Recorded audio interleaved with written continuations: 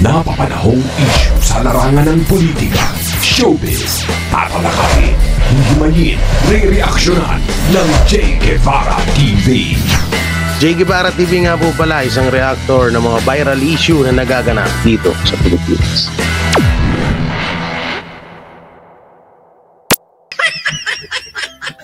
Gigil na gigil ako dito sa putang inang to. Puta na, ang tagal-tagal nang yung kaso na yon. Ang tagal-tagal ng kaso na to, puta na, ibinabalik pa rin.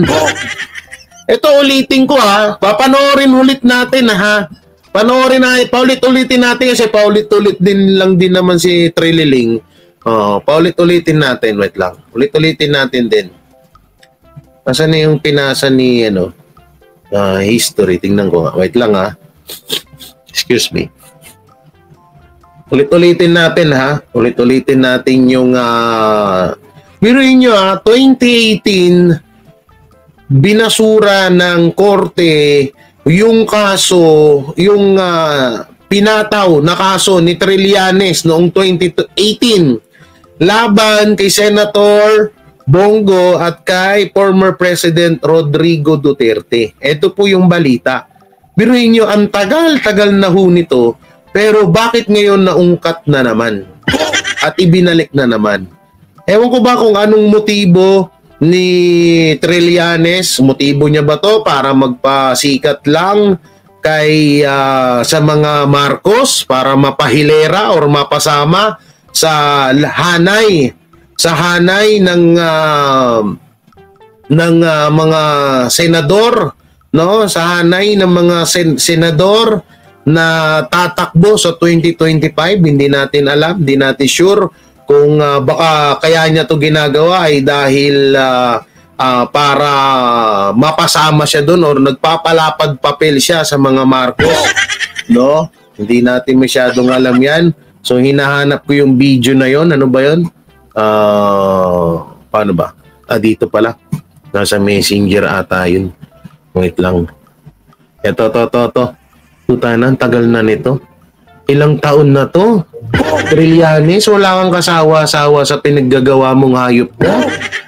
Puta na, nananahimik si Senator Bongo at si PRRD. Hindi ka na nga lang pinapansin kasi alam naman nilang baliw kang hayop ka. Talagang ginugulo mo talaga sila ha. Puta na, tagal na nito, ilang taon na, tapos ikaw sisingit ka bigla. Para isang pamuna naman, para saan?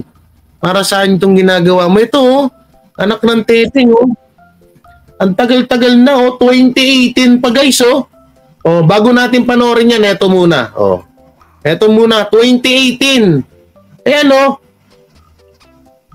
sa totoo nga lang, 3 years ago lang 3 years ago ibinalita, balit nung 2018 pa. Wait lang, basahin natin maigi ha. Saan na yan? Nasaan na yan? Wait lang. Etong 6.6 billion over government contract won by the construction firm owned by Go Father. Yan yung sinasabi niya, no? So 3 years ago to ibinalita. So dito, alam ko, 2018, binasura na to. Panoorin ulit natin. Pinagin ni Senator Bongo ang mga paratang ni dating Senador Antonio Trillanes IV. Panis na rin daw ang issue. Ay get Trillanes, may panis na daw ang issue na halaga ng proyekto ang nakuha ng mga kumpanya ng kaanak ni Go sa ilalim ng Administrasyong Duterte at maging nung mayor pa ito ng Davao. Sabi naman ng Malacanang, walang ebidensya si Trillanes. Saksi si Mab Gonzales. Ito ang pangako ko. Basta pag nawala na sila sa pwesto, ipa-file namin ang mga kasong plunder kina Duterte. So, ibig sabihin, pangatlo na pala to. Sinampahan ni Trililing, si Go, si Senator Bongo at si PRRD noong 2018 ng 6 billion plunder. So sinampahan, binasura. Tapos inulit na naman, binasura ulit. Tapos inulit na naman ngayon, mababasura ulit yan. At Bongo, base dito sa mga government documents na ito. Sa mga magtatanong kung bakit hindi ngayon na, Kasi siguradong kasi nung panahon na yan ay mapupunta lang ulit sa kangkungan.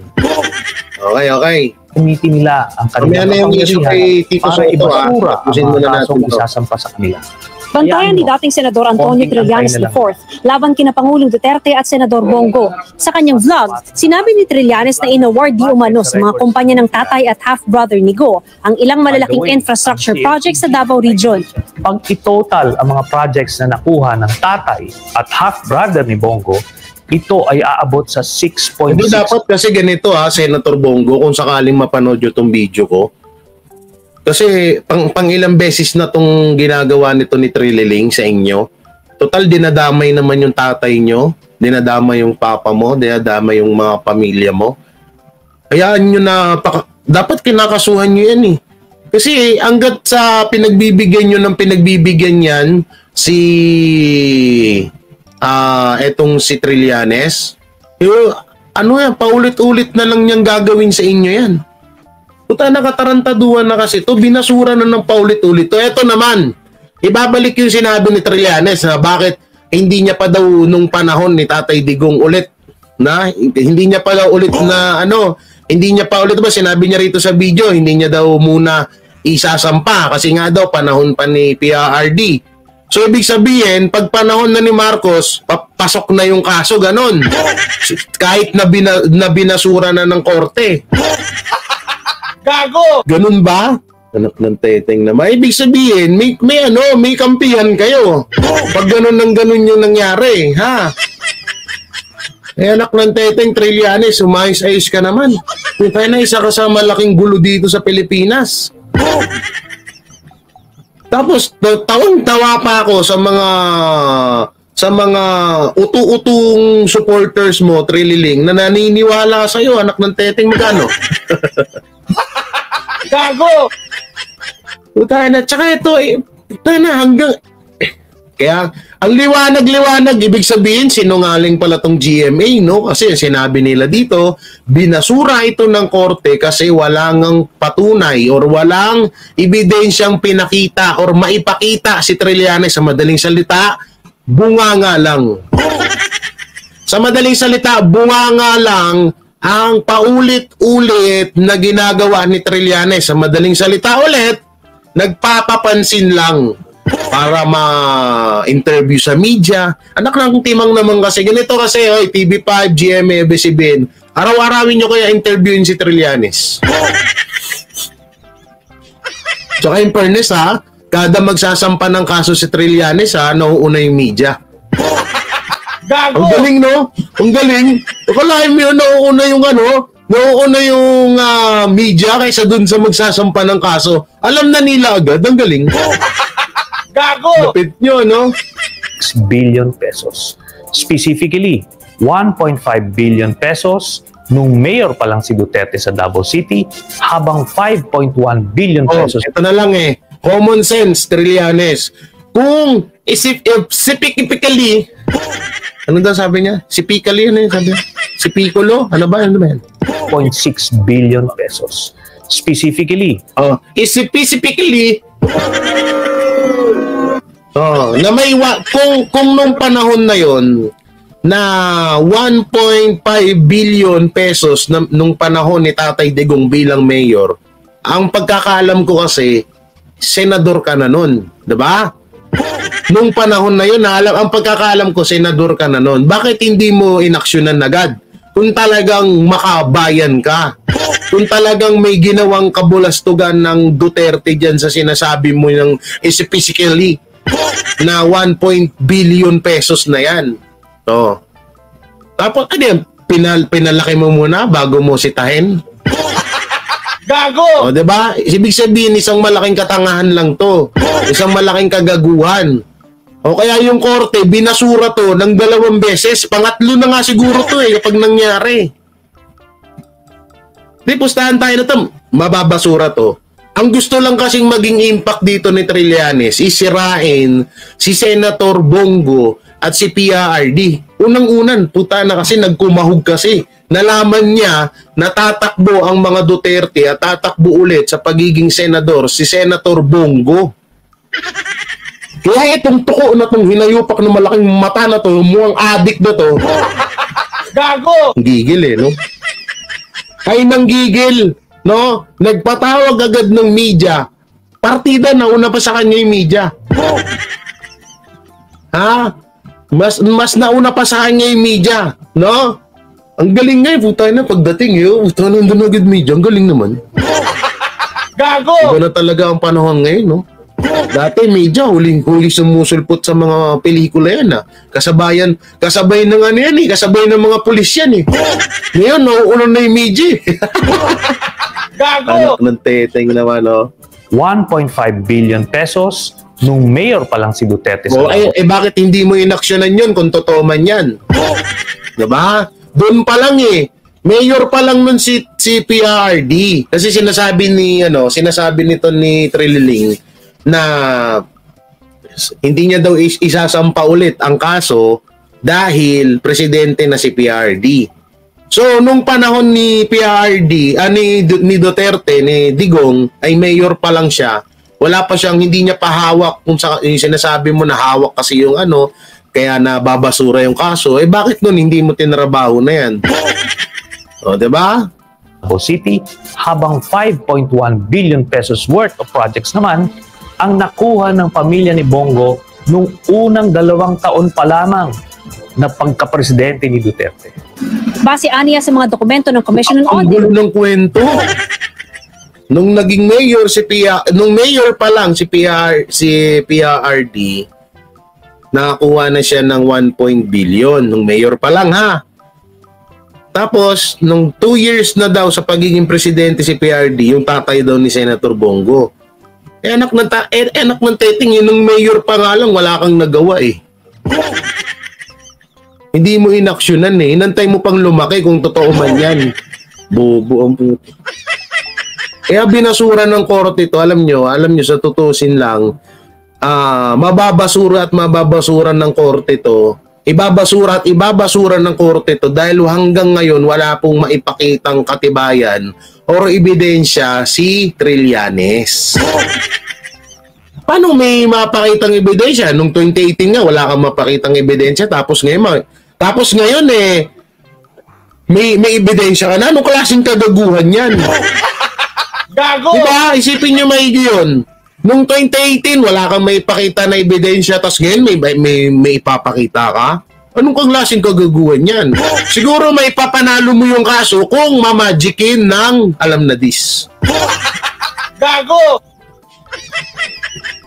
Yun. Kung may papanalo kung ikakampihan yan ng alam na dis. Gago! Siguro, yun Tingnan itong tuko na to na.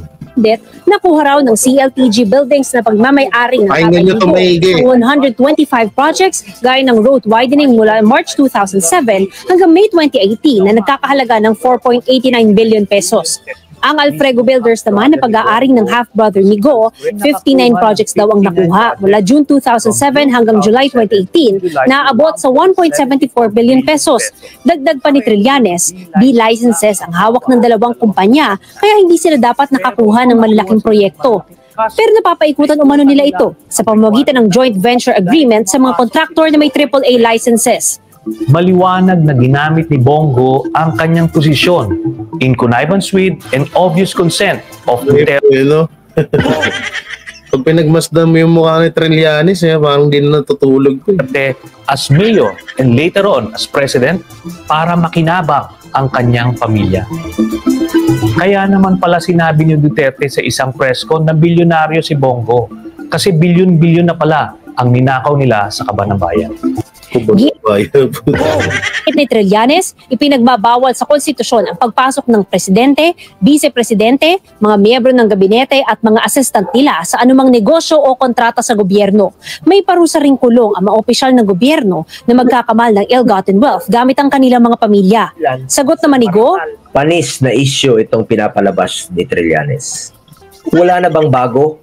Katunayan, noong Setyembre 2018 pa, hindi pa ako senador, ay sinagot ko na ito at hinamon ko pa nga si Trillanes na imbestigahan niya at magsampa siya ng kaso. O yun naman pala Trillanes, binasura na to eh. Inulit mo lang eh. So, sa madaling salita nga, alam nyo, etong ginagawa ni Trillanes is paninira lang. Paninira lang.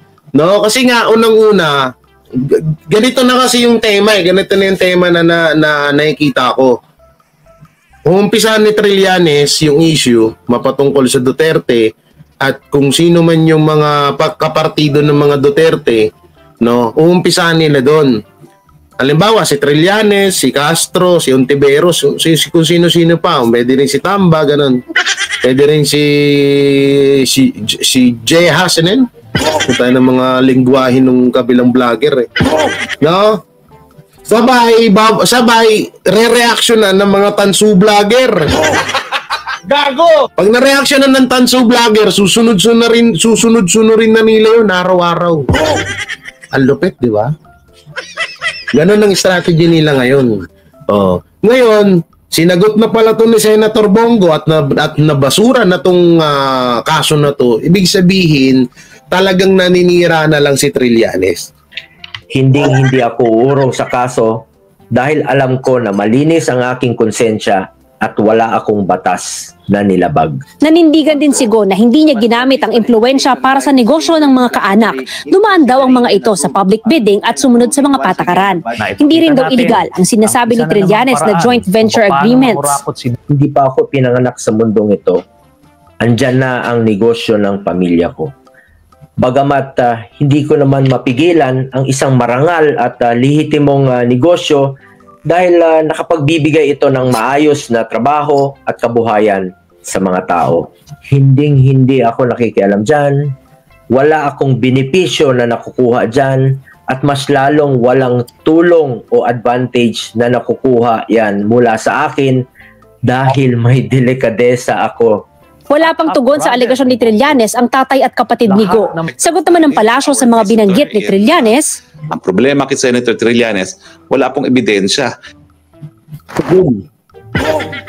Yan ang problema talaga sa'yo, wala kang ebidensya. Nitong Biyernes, nauna nang sinabi ni Go, baka naghahanap ng panibagong gagawing bikoy si Trillanes, kaya hindi agad inilabas ang alegasyon niya.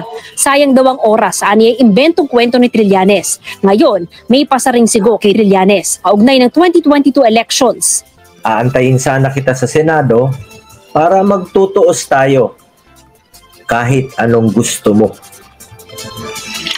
Ang tanong, kung mananalo ka pa, pero dinadamay mo na naman ako dahil palapit na ang eleksyon. Tugma nga, palakpakan. Tugma.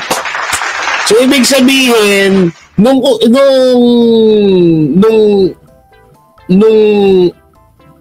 ginagawa lang palagi to ni Trililing kapag palapit na ang eleksyon.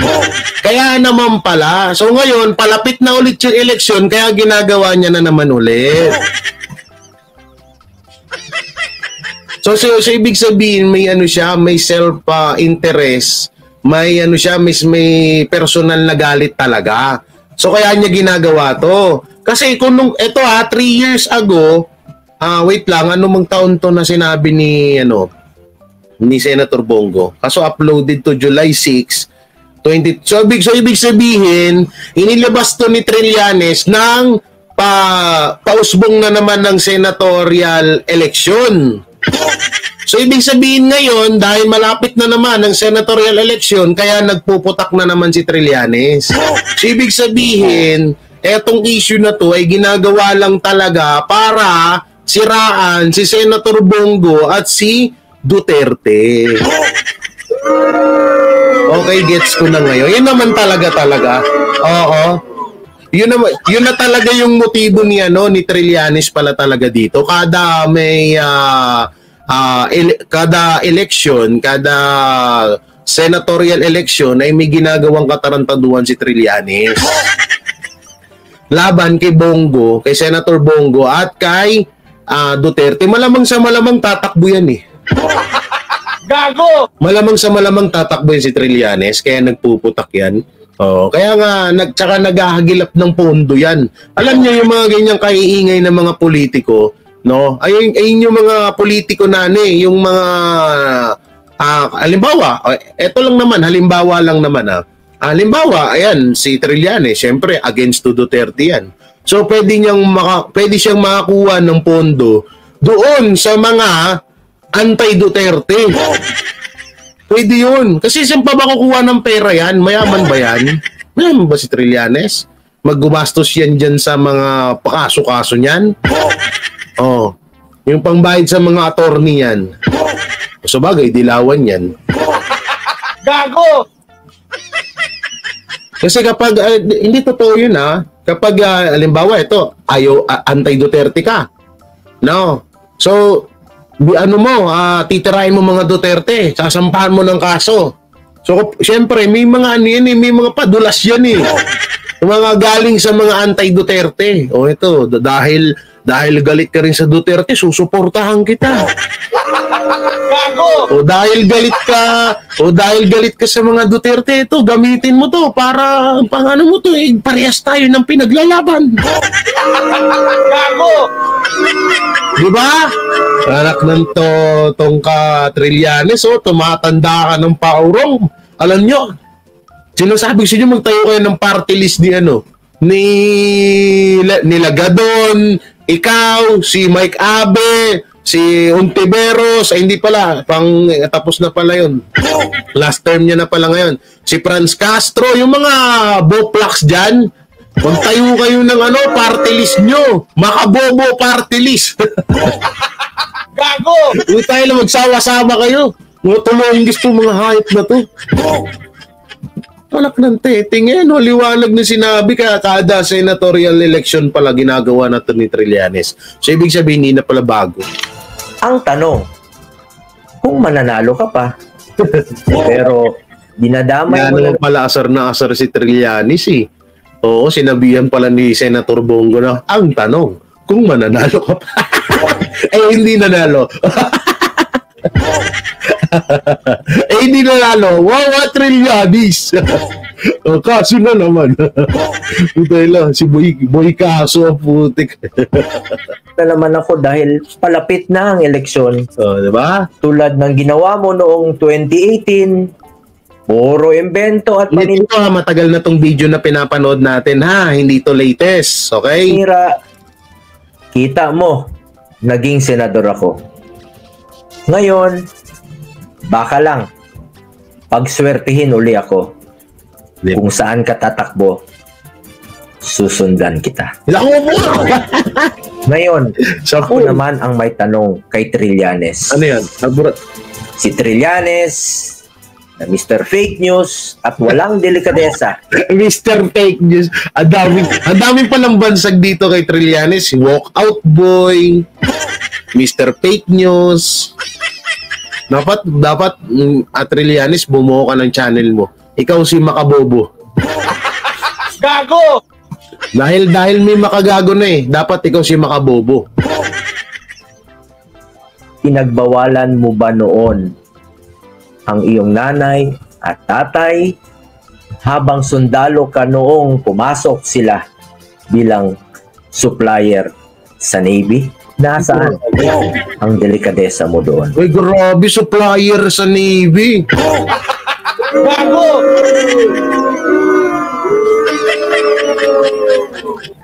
Ngayon ko lang nalaman to, Senator Bongo. Ulitin nga natin.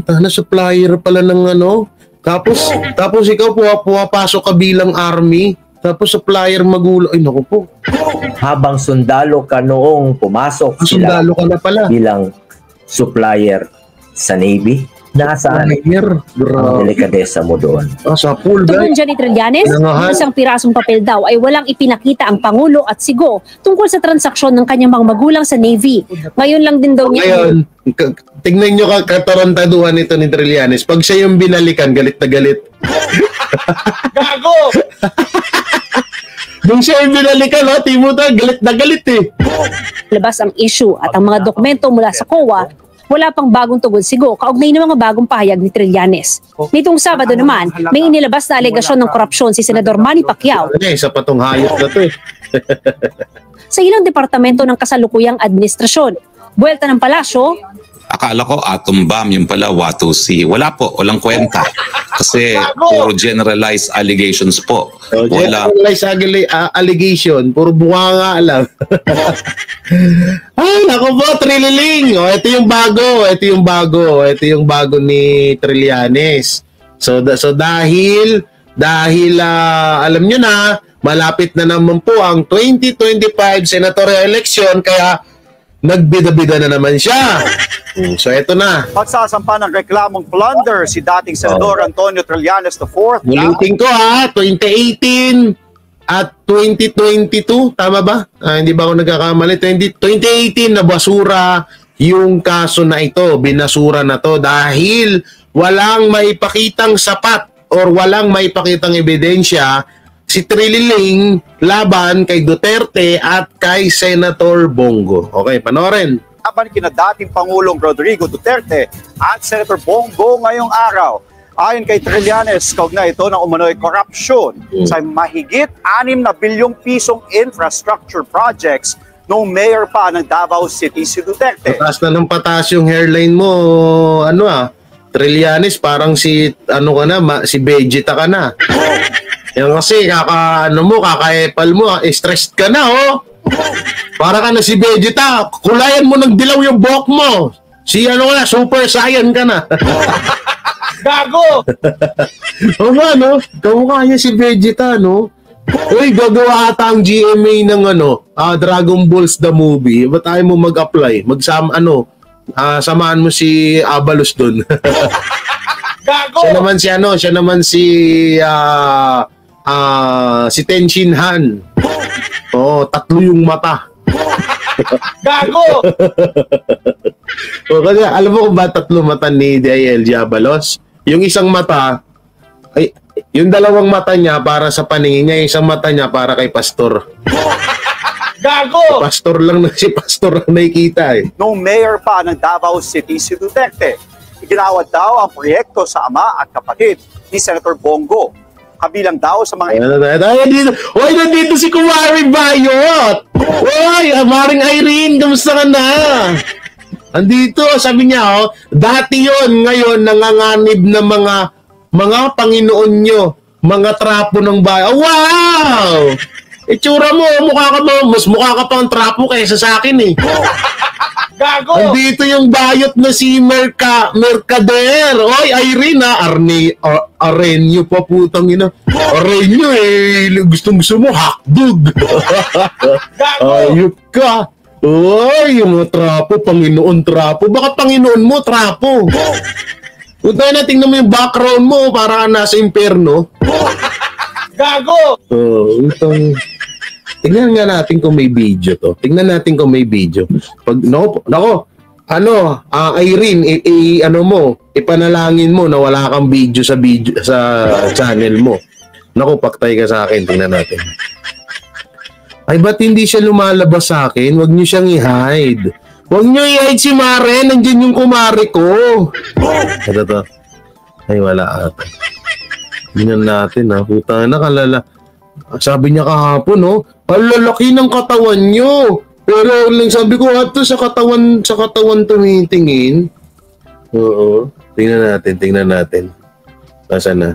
Hoy, magsipag-like kayo dyan, Puro lang kayo marites. Hoy, nasaan na? Huwag niyong burahin. Si Maring Irene. Andiyan si Maring Irene, binisita niya ulit tayo. Ay, paktay! May video, guys! May video si Maring Irene! Puta, confirm. Ay, puta na, bakla nga ang gago. Bakla nga, guys. Eto. Hi! Ay!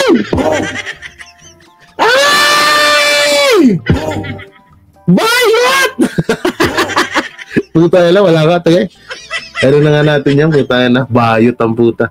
Basura. Basura ang nilalang. I-delete na natin yan, basura yan. Bayot nga. Ay, kawawala mo puta yan. Dito lang kukuwag. Oy, di mo ako matitikman.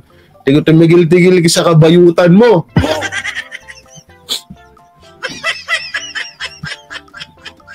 Hoy, Irene, ha? Ingat, ha? Bye-bye. Condolence. Happy condolence to all your family.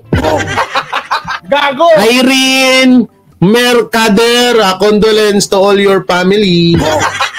Gago! Happy condolence, ha? Happy condolence. Ito, panarin natin. Ebidensyang hawak ni Trillanes laban sa dalawa ay mga dokumento mula sa Commission on Audit. Yung ang ano daw, ang tawag dito, ang hawak daw ni Trillanes na ebidensya yung dokumento.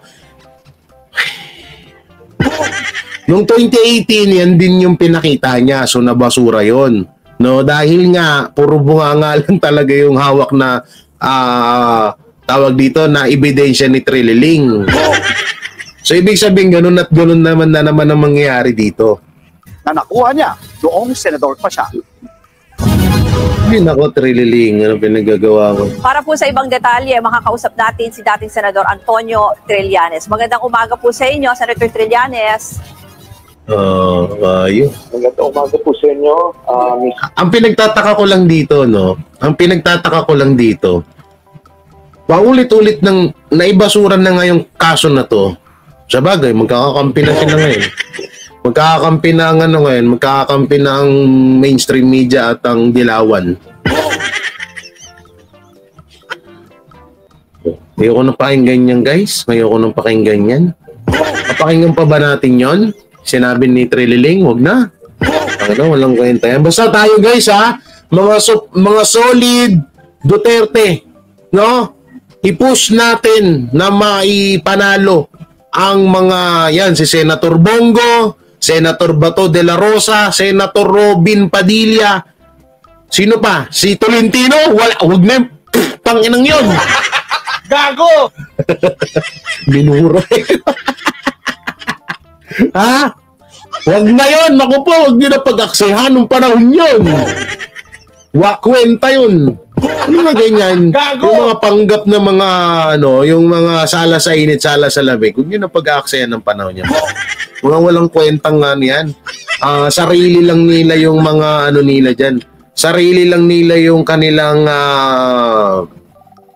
tawag dito. Sarili lang nila yung mga kanilang pinaglalaban yan.